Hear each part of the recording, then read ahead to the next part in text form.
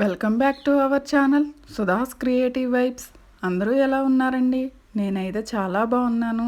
ఈరోజు వీడియో వచ్చేసి కొరమైన చేపల పులుసు అండి.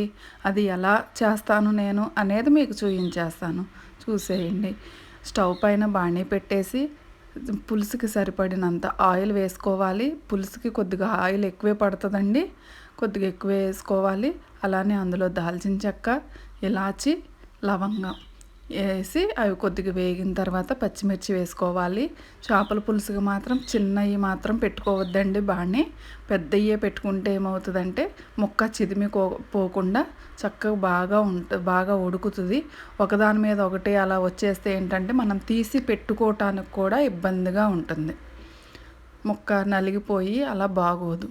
అందులోనే కొద్దిగా పసుపు, కొద్దిగా ఉల్లిపాయ ముక్కలు వేగటానికి సరిపడినంత సాల్ట్ వేసాను.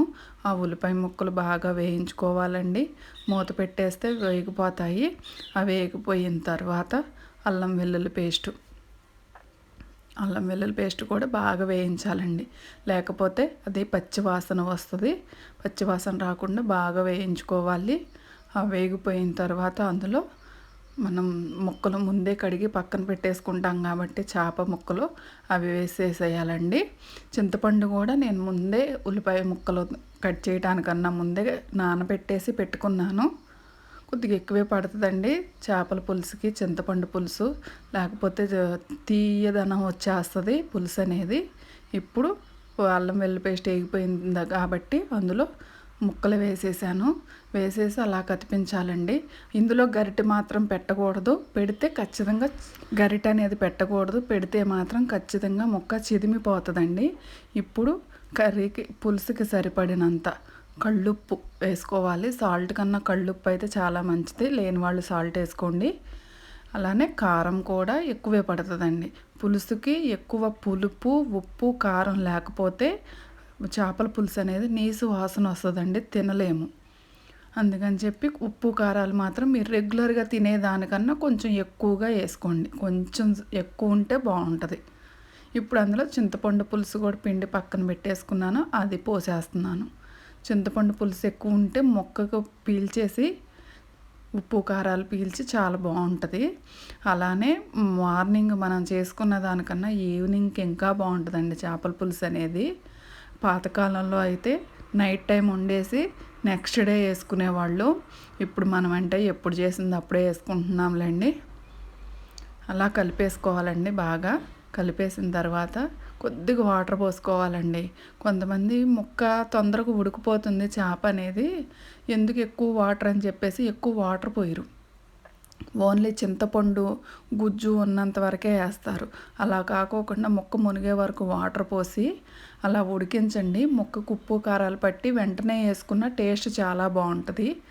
అలా కొద్దిసేపటికి బాగా ఉడికొచ్చేసింది. ఒకసారి తీసి కలిపిన తర్వాత అందులో ధనియాల పొడి వేసుకోవాలండి. ఒక 2 స్పూన్స్ వేసుకోండి ధనియాల పొడి, వేసి బాగా కలిపేసేసుకోండి. అలా బాగా కలిపిన తర్వాత కొద్దిగా కొత్తిమీర ఇప్పుడే కాదండి, ఇంకొంచెం తర్వాత వేసుకోవచ్చు. మళ్ళీ లిడ్ పెట్టేసి కొద్దిసేపు స్టవ్ మీడియం ఫ్లేమ్లో పెట్టుకోండి.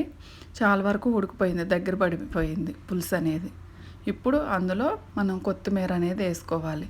చూడండి, ఒకసారి బాగా కదపండి, గరిటె అనేది పెట్టమాకండి, అలానే తిప్పుకుంటూ ఉండాలి. అలా కలిపిన తర్వాత అందులో కొత్తిమీర వేసేసి మళ్ళీ ఒకసారి కలిపి మూత పెట్టేస్తే చాలా వరకు దగ్గర పడిపోతుందండి, అయిపోతుంది. కొరమేన చేపల పులుసు చాలా బాగుంటుంది. ఒకసారి మీరు అందరూ ట్రై చేయండి. అలానే కొంతమంది టమాటా అవి వేస్తారు పులుపు కోసం, చింతపండు పులుపు కాకోకుండా టమాటా పులుపు కోసం అని చెప్పి టమాటా వేస్తే వేరే టేస్ట్ వస్తుందండి. ఓన్లీ చింతపండుతో అయితే ఈ టేస్ట్ వస్తుంది, కానీ చాలా బాగుంటుంది. ఒకసారి ట్రై చేసేయండి.